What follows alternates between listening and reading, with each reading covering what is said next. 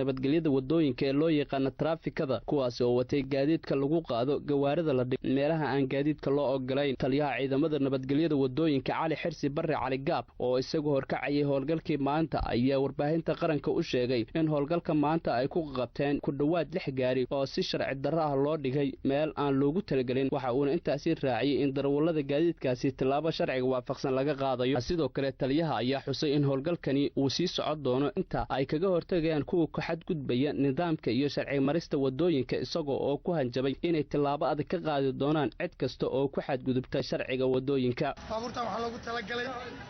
meeshii aan mas'uuliyadi ahayn inaan la dhigin waa hadalnay idaacadan ka sheegnay kala hadda waa taxi salaama taxi waxay ahayd saacadan oo kale shaqo raaj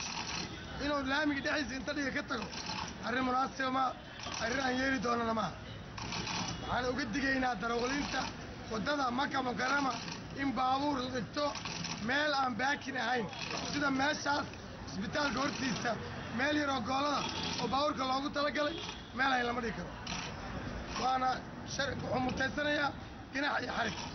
hadalka taliyaha ciidamada nabadgelyada wadooyinka ayaa imaanaya xilli ciidamada nabadgelyadu inta badan ay ka hirgeliyeen isgoysyada magaalada caasimadda Muqdisho nalalka kala haga gaadiidka iyo dadka ee loo yaqaan samaafaraha